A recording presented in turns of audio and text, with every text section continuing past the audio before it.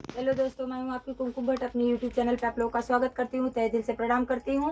सुनाने जा रही हूं एक मंडप गीत। जैसा होगा कमेंट में ज़रूर बताइएगा। जब मंडप में समधी बैठते हैं ससुर जी, तब डाल चढ़ते समय, उस समय मतलब वही जब साड़ी वाड़ी चढ़ाते हैं, दिखाते हैं, उसी समय का गाना है।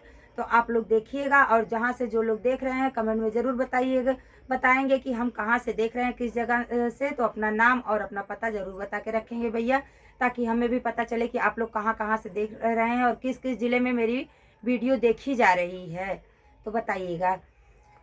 आइयो दादा कैसन ससुरा के चरित्रवा, आइयो दादा कैसन ससुरा के चरित्रवा, गहना लियाइल उहो सब पितरवा, आइयो दादा कैसन ससुरा के चरित्रवा, आइयो दादा कैसन ससुरा के चरित्रवा, एक दांत नीचे होकर एक दांत ऊपर बा, आइयो दादा कैसन ससुरा के चरित्रवा, आइयो दादा कैसन ससुरा के चरित्रवा, सड़िया लियाइल उहो 4 मीटरवा, आइयो दादा कैसन ससुरा के चरित्रवा, आइयो दादा कैसन ससुरा के चरित्रवा,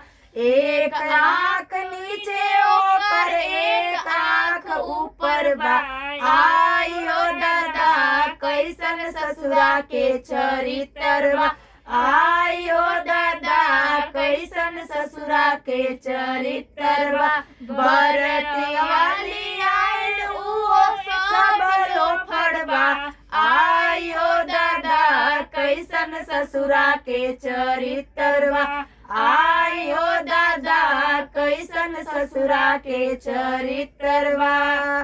तो हेलो दोस्तों, बताइएगा कैसा ये गाना लगा हमारा, कमेंट में जरूर बताइएगा। देखिए इसमें ससुरा का चरित्र देखा जा रहा है, जैसा लगेगा आप लोग बताइएगा।